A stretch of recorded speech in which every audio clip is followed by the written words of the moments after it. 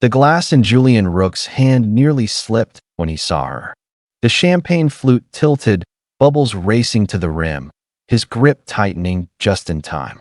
Music pulsed behind him, laughter blooming in polished clusters, but the rooftop seemed to narrow until there was only the railing and Naomi Carter standing beside it.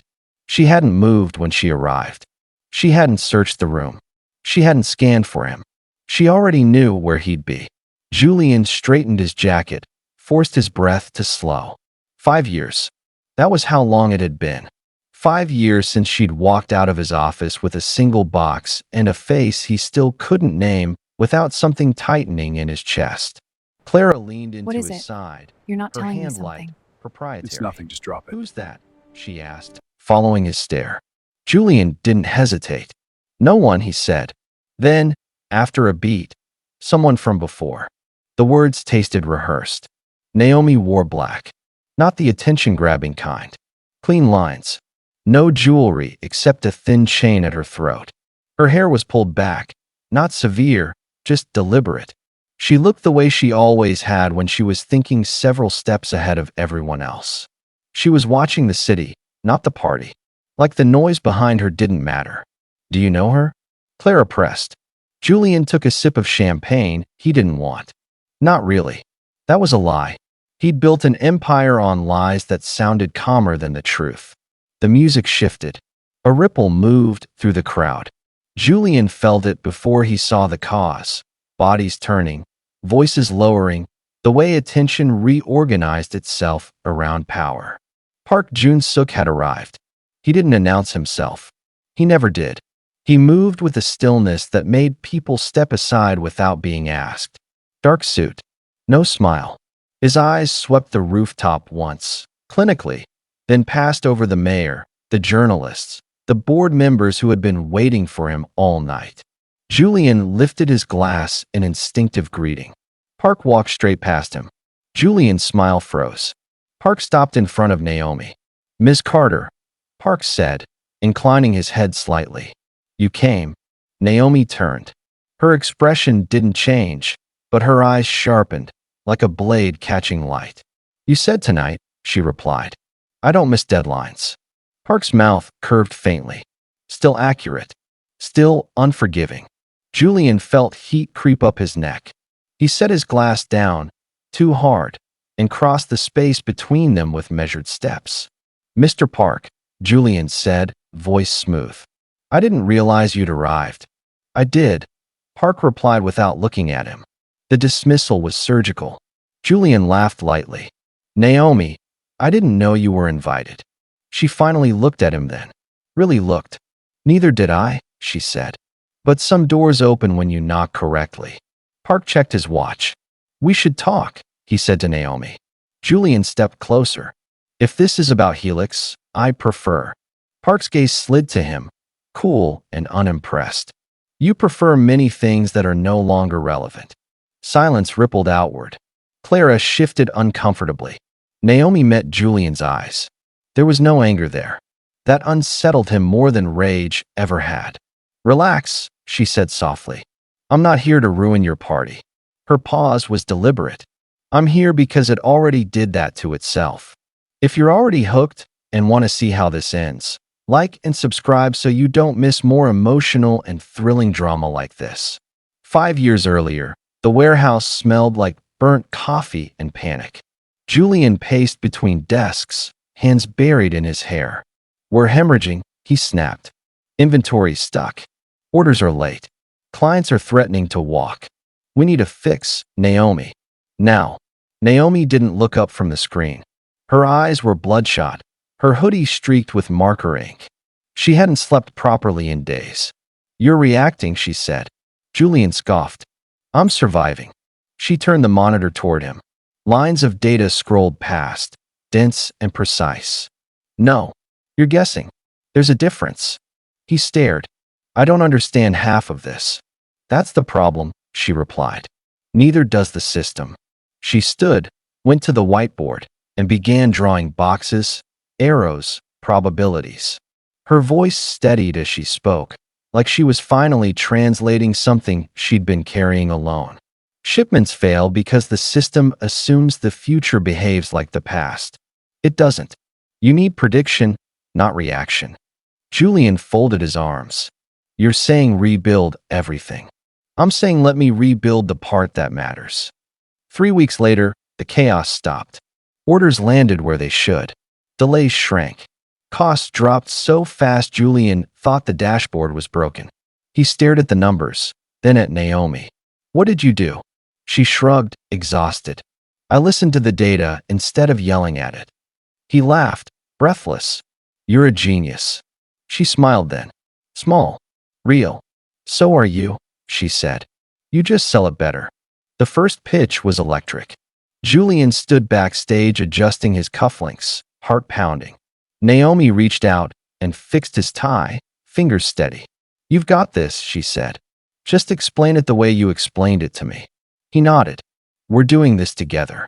She watched him walk on stage. She waited for her name. It never came. Afterward, the applause echoed in her ears as she stood alone near the exit. Julian found her later, flushed with adrenaline. Did you see their faces? You didn't say my name, she said. He blinked. What? My name, she repeated. You didn't say it once. Julian exhaled. Naomi. You said I built, she said. You said my system. He rubbed his face. Investors want clarity. One leader. It's just how it works. And I'm what? She asked quietly. You're us, he said. Behind the scenes. We'll fix it later. Later never came. Her code became his story. Her diagrams became his vision. Patents appeared with his name alone. Media called her supportive. Board members assumed she didn't understand the technology she'd written from scratch. The night she found the filings, she didn't cry. She printed them out, laid them on the table, and waited. Julian glanced at them. This again. You erased me, she said. He scoffed. You're being dramatic.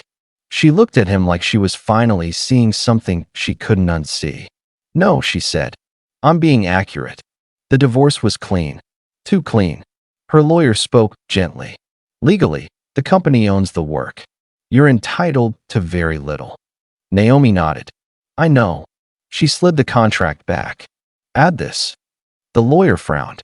A contingent equity clause. 17%, Naomi said. Triggered by a major funding event. Julian laughed when he saw it. You think this thing's going anywhere? She signed anyway. On the rooftop, Park's voice cut through the murmurs. I invested $70 million, he said calmly. 3 days ago. Julian felt the world tilt. Park continued. That triggered a clause you overlooked.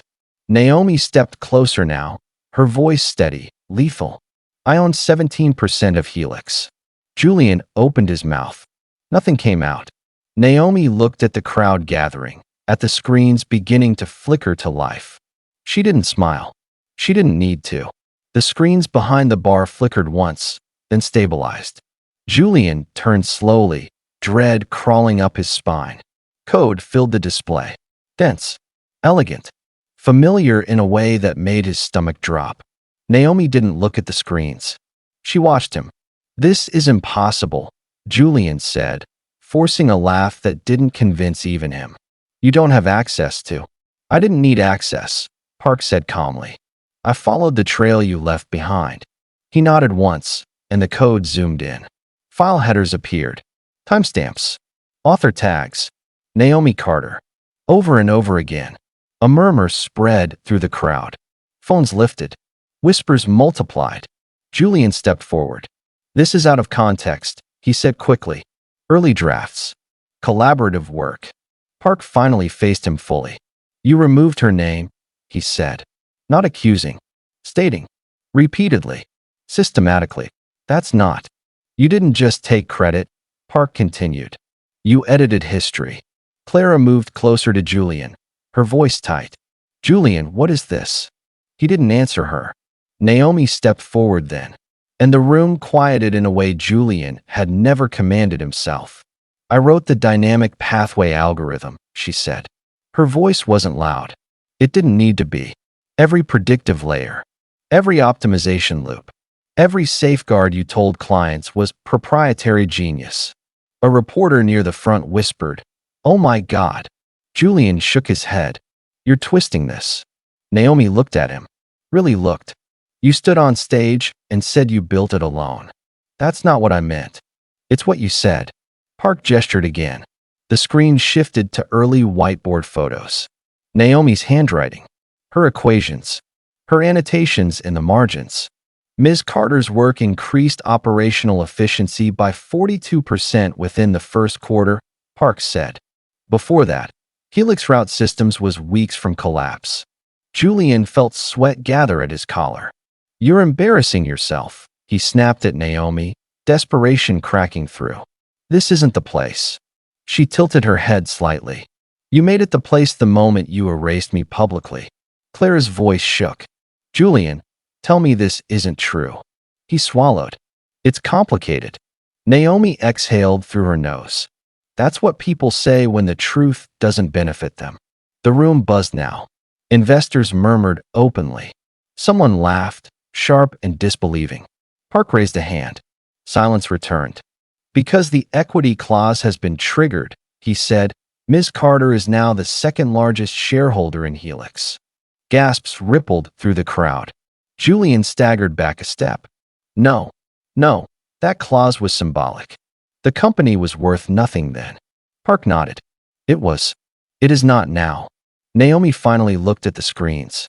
Just once. Then back at Julian. "You laughed when you signed it," she said. "Do you remember?" He did. He remembered calling it generous. Remembered telling his lawyer she was sentimental. "I didn't plan this as revenge," Naomi continued. "I planned it as insurance." Julian's voice broke. "You waited." "Yes," she said. "I trusted you wouldn't change." Clara stared at Naomi. "You were married to him?" Naomi nodded. "Before the story became more important than the truth." Park stepped forward. "The board will meet tomorrow morning," he said, "with Ms. Carter present." Julian snapped. "You can't just restructure my company at a party." Park met his gaze evenly. "I can when the company was built on misrepresentation." Naomi spoke again, softer now, but somehow heavier. "I'm not asking to be liked," she said. "I'm asking to be named." She turned to the crowd. "I don't want his title. I don't want his spotlight. I want what's mine." Someone started clapping. Tentative. Then another. Then more. Julian felt the sound like physical blows. "No," he said hoarsely. "You don't get to do this. I built this." Naomi's eyes flicked to him. "You narrated it." Park nodded once. "There is a difference." Julian looked around wildly, searching for an ally. Board members avoided his gaze. Investors whispered behind raised hands. Journalists typed furiously. Clara stepped back from him, her face pale. "You said it was your idea." He reached for her arm. She pulled away. "I proposed a restructure," Park said. "Ms. Carter leads systems development. All future intellectual property reflects accurate authorship." Julian barked a laugh. "And if I refuse?" Park's expression didn't change. "Then this becomes a legal matter. And a public one." Naomi added quietly, "I'm done protecting you." The words hit harder than anything else. Julian slumped into a chair, the noise of the party roaring back into his ears. He watched Naomi speak to a reporter, watched Park answer questions with measured precision. He had never looked smaller. Naomi felt the adrenaline drain from her body as she stepped away from the crowd. Her hands trembled now that it was over. Or maybe just beginning. Park approached her, offering a glass of water. "You were composed," he said. She huffed a quiet laugh. "I was terrified." "Good," he replied. "It means you cared." She took the glass. "You didn't have to do this." "I did," he said. "Talent like yours gets buried too often." She studied him. "You knew?" "I suspected," he admitted. The files confirmed it. They walked toward the elevator as chaos bloomed behind them. At the doors, Naomi paused and looked back once. Julian sat surrounded by noise, by questions, by the wreckage of his own story. She felt no triumph, just relief. Park pressed the button. "What will you do now?" She smiled faintly. "Build." Loudly. The doors closed. As the elevator descended, Naomi finally allowed herself to breathe. She had her name back. And as the screen fades to black, if this story hits something real for you, if you've ever been erased, overlooked, or had your work claimed by someone louder, don't disappear quietly. Like the video, subscribe for stories that tell the truth out loud, and comment below if you've ever had to fight to be named. Your story deserves to be heard too.